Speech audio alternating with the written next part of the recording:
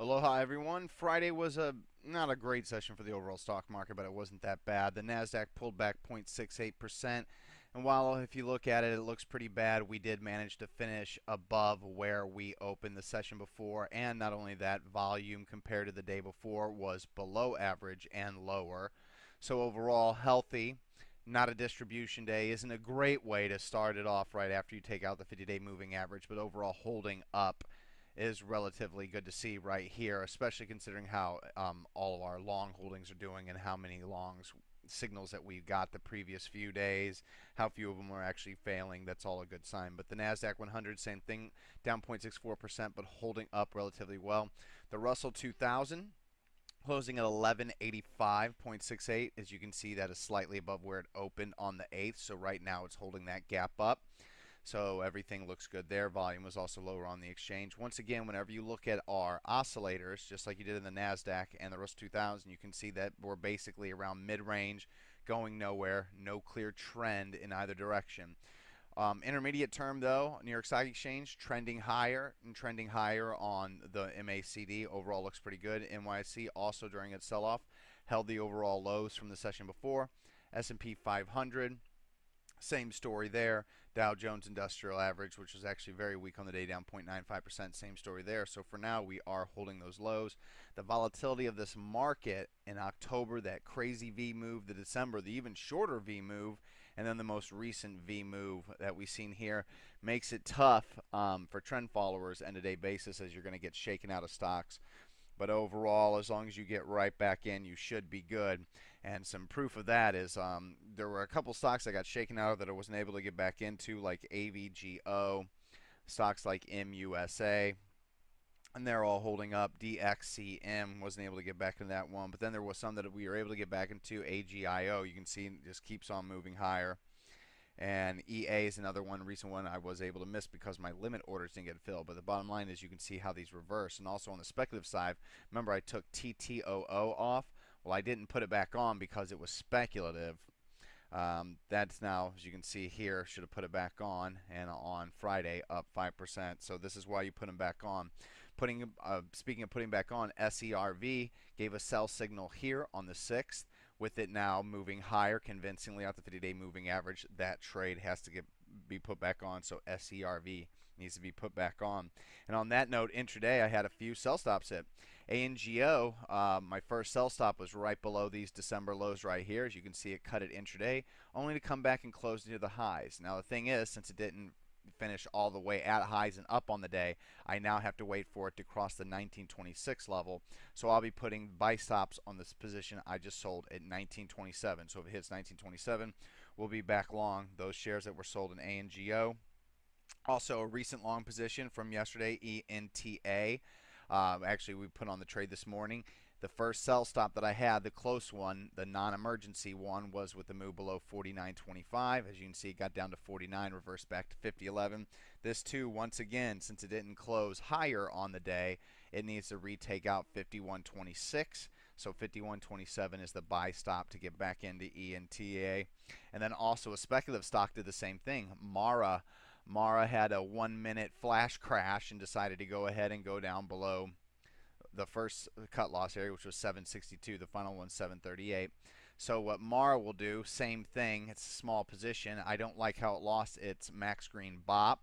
So the chances of this working is but Mara is technically an end of day 50% sell signal. 50% of it was sold intraday. But once again, I'll put buy stops at 802, and if it goes above 802, great, it gets filled. If not, no big deal. But the bottom line is that these stocks are reversing back higher after hitting some intraday sell signals while the market continued to sell off intraday. So that has to be a short-term positive. The only other sell signal on an end-of-day basis, there's actually two of them from the longs, but there was only one clear one, was ABAX. It's actually closing below the low of day at 57.15, at 57.12. 75% sell because it's not that risky of a stock. We don't have a huge position in it, only 2.5%.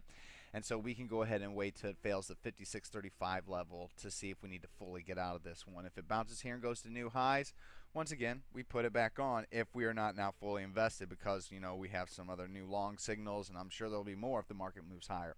INT was a catalyst on the bot play. If you even look at the charts that I posted, I even removed the pocket pivot point signals because I was more interested in the overall technical pattern of price, volume, and BOP.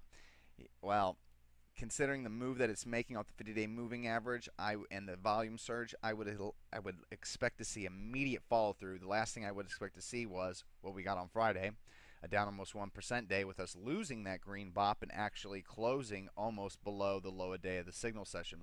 So INT is a 50% sell, and then we can go ahead and keep the final emergency cut loss level at 106. But if it closes below this level on an end of day basis, 46.15, trust me, I'll be out of INT. So those were the only sells. ABAX INT, Mara for the real deal. We got to just sell stops. Make sure that you're watching PayC.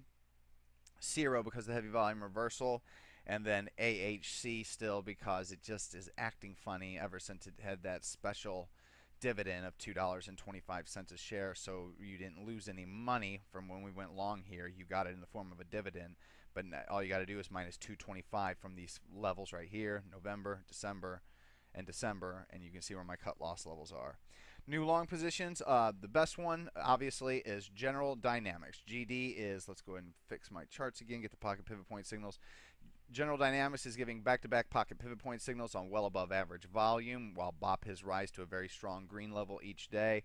Should have taken the day before, but we had too many longs, so I had to pass on some. But GD's saying, hey, don't forget about me. So I'm going to go and do 2.5%. This is technically a 5% signal, as we only risk about 3% to know that we're wrong and 4% to know that we're ultimately wrong. But GD has earnings on the 20th, which is pretty close. I know that's long enough to go ahead and build a pretty big cushion, but you know what? With this market, with the way it's acting, with us being under neutral condition, I'm just going to go ahead and play it safe. I'm used to having a ton of stocks long at this point. And then also we have GPT. Now GPT is very interesting. I want to show you the financials of this one. Whoops. GPT. Look at the earnings and sales growth, all over 100% the last 6 quarters. Sales over 11% the last 8 quarters, but basically over 40% the 7 out of 8 quarters. Mutual fund ownership, as you can see, each quarter is building. Earnings estimates for 2015, look at that huge move. Estimates continue to rise. 2014 estimates already huge. A 2% dividend yield and a PE ratio of only 29. Yeah, I like that. And look at all these plus signs. These are insider buying. So the insiders have been buying even in the past year. GPT now is having this, like, it's a kind of a tight flag pattern, but I wouldn't really call that. It's more like forming because a tight flag pattern comes after a 100% move. It's more of a like 3 weeks tight that is trying to form. I wish BOP would have stayed max green the whole way, but on Thursday I went ahead and put buy stops at 702, got a pocket pivot point signal on Friday, hit an intraday high 7, take off the buy stop at 702, add that to this signal, so 1% buy stop is what I had for Friday.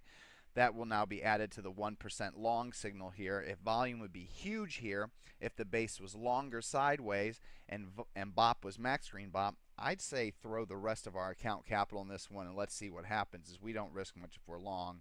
As this 2% long position. And then also for a speculative long position, HTCH is bouncing off the 50-day moving average on extremely heavy volume and a big move in BOP.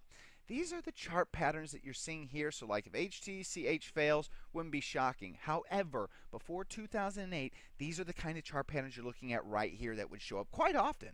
Quite often. Very, very, very often. Instead of seeing so much yellow and red in here, you'd see more green. And then you can know, okay, well, yeah, this will probably work. So we'll go ahead and go big like 5%. And then we can stagger cut loss levels like 350 and so on. You know, 345, 340 if we're wrong. You know, and go ahead and bet the farm, because patterns like this showed up a lot of times and they were really bullish. But now, since they're so rare, you never know. So let's go ahead and keep this safe. 1% long, 1% long signal. HTCH, if you look at the fundamentals, it's not like that we have a superior high quality stock here, as you can see. If fundamentals, EPS, and sales were huge, then I could say, sure, let's go ahead and you know, push it to 2.5% on this one. But as of right now, it's just too speculative. Other potential is AAC, very, very nice stock. Check out those earnings pattern. And then COSI is a recent big winner with its most recent restaurant sales comparable to the previous year, looking very good. Obviously, that news came out on Wednesday.